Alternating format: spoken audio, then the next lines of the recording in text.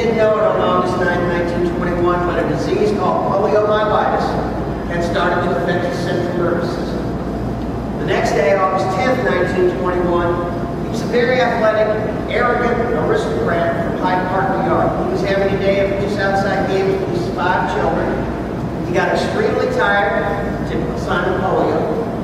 He went inside, and instead of changing into proper dinner attire, jacket and tie, he decided to just sit in a chair and read the mail. He read the mail, he skipped dinner, and he walked upstairs to go to bed. The next morning, August 11, 1921, when he woke up, he was paralyzed from the neck down. And he thought on August 11, 1921, that his life was over. Now, he was 39 years old at the time, which was unusual because polio was also called infantile paralysis.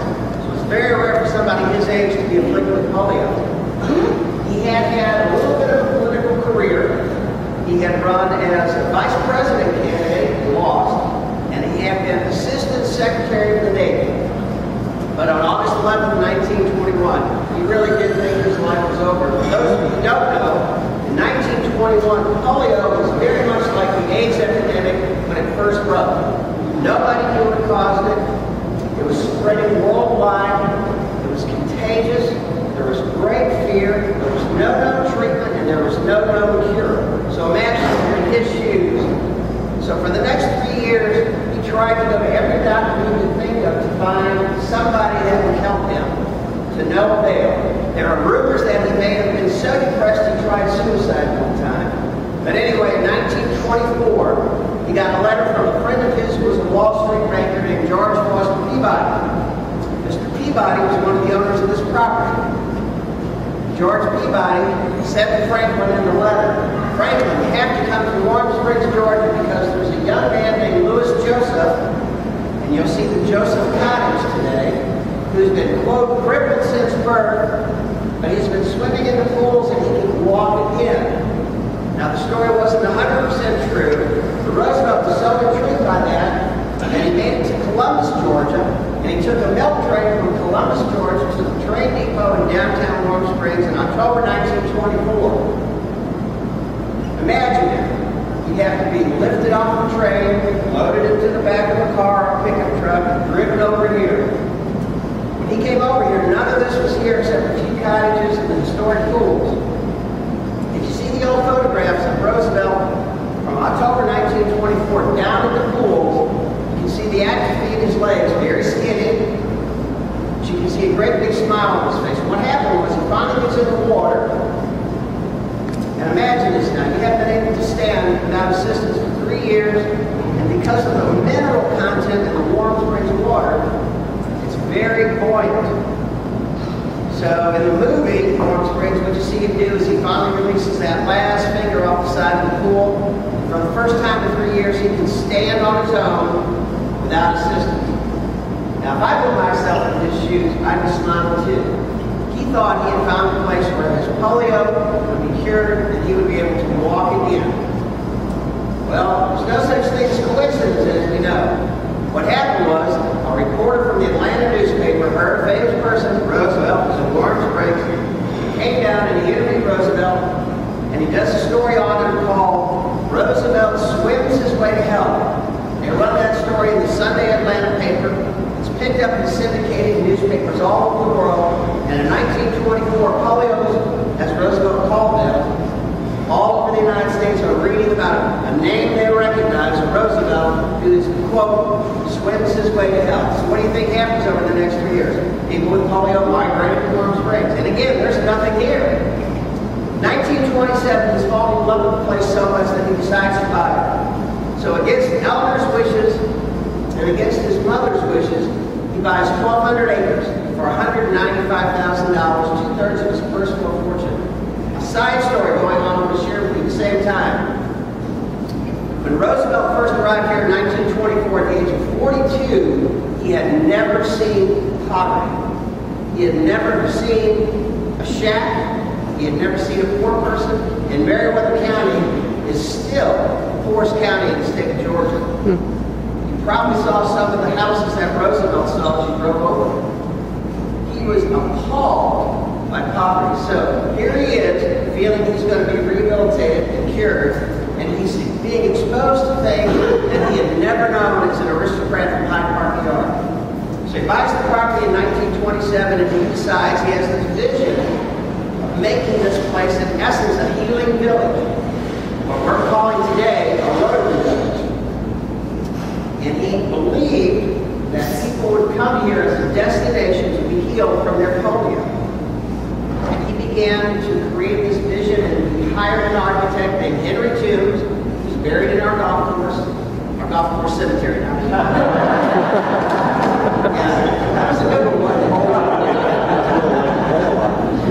So when you're working on the golf course today, tread lightly. Anyway, to design Georgia Hall and the historic quadrangle, and he said to Henry Toombs, I want you to make it look like a place of lifelong learning, not a hospital. So he designed it after the University of Virginia. So if you ever go to Charlottesville, just go see UVA and walk out there, our quadrangle looks like them or they look like us. And he began to bring in the first physicians, and at that time, physical therapists were called physiotherapists. So he brought in the first physiotherapists, and they began to do exercises in the pools, just like Roosevelt had learned from the locals.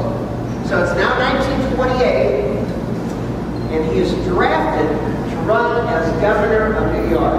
He's living down here in a cottage called McCarthy Cottage, and he becomes governor of New York. While he's in McCarthy Cottage in 1931, a guy named James Farley, who's the head of the Democratic Party, regardless of what side of the political fence you're on, came down, met with Roosevelt in McCarthy Cottage, and he convinces him 10 years after Roosevelt contracts polio and he thinks his life is over, to run for president of the United States. He's elected in 1932, as you all know, for the first time of 4 terms. The only man or woman to serve 4 terms as president with 4 term limits. He wins by more than 85% of the popular vote in every election. And here's a guy who can't stand without assistance, who can't walk, and he goes on to become one of the greatest presidents, at least in my opinion, that we've ever had. Loved by the people. So when he becomes president in 1932, all the things that he had been learning about poverty in Marietta County, his first 100 days as president, all the laws he signed, things that he had learned from the people down here. People in Marietta County loved Roosevelt. His nickname was Doc Roosevelt. But his vision was not so much about the presidency, but that a person with a disability, regardless of your disability, you can still go on to become a productive person and achieve whatever it is you want to achieve. Now, the rest of the story is that in 1945, as you all know, April 12th, in his 4th term, Roosevelt died. He was having his portrait painted at the Little White House. And the story on the Little White House, which was part of the original property, it's next door to us. It's now obviously a National Historic Park. When he wanted the Little White House to be built after he became president, a lot of people who say the Little White House, they think of a miniature version of the White House. But what Roosevelt said was, I want you to build me a little white house.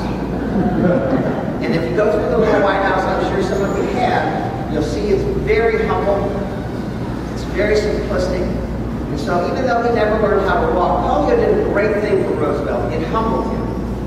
And it really made him look inward and look outward to how he could serve other people. When he died on April 12, 1945, suffered a major stroke while he was having his portrait done. It's now called the Unfinished Portrait. In his will, he talks about not wanting to be remembered by a monument, but wanting to be memorialized by a living legacy. The Little White House is the legacy of his presidency. The Roosevelt Institute is the legacy of rehabilitation. One of my favorite lines in the movie of Warm Springs, there was a 3-story hotel called the Meriwether Inn on our property that Roosevelt refused to stay in because it looked so wooden and rickety that he thought if it ever caught on fire, he'd never get out alive because he'd have to crawl out or be dragged out. But anyway, the owners of the Meriwether Inn, as the Polios would arrive, they would not let the Polios eat in the main dining room because they thought they would be an embarrassment to the other guests. He didn't want to ruin their meals by having to look at people who are crippled. So one of the things I love about Roosevelt is that in the movie, he's in the back room with the other polios, and he's just purchased the property, and he says, we can now eat in the main dining room. So one of the things I love about Roosevelt is he was the first advocate for people with disability. So from 1927, when he bought the property, until today, we still operate under that legacy. We still actually serve some polio survivors who come from all over the world to get their braces checked out. We have 2 hospitals on our campus. We have a rehab hospital. We have a long-term acute care hospital in the quadrangle. We now have a vocational rehabilitation unit. We have a brand new dorm you'll probably see.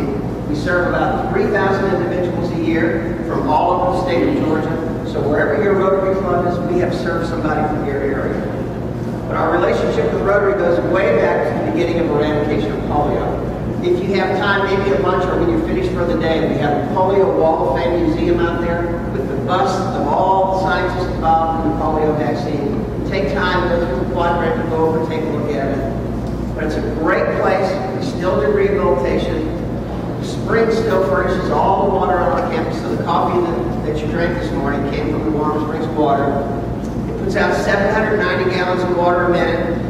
We have a pump house. We pump it up at the 2 holding tanks on top of the mountain, just like Roosevelt did. We use gravity to fill the pipes.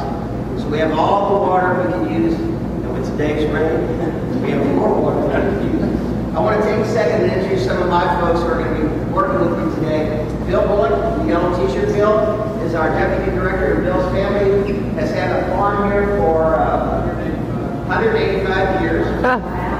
John Abney, who's a UK fan. John is in the Meriwether Rotary. John is our director of therapy. John's an OT, and John has been here for 24 years. Warren Trio, the Auburn t-shirt with Warren's our facility. I want to introduce another one of our board members, Lee Norman. Lee's retired asphalt paver. Lives in Newton.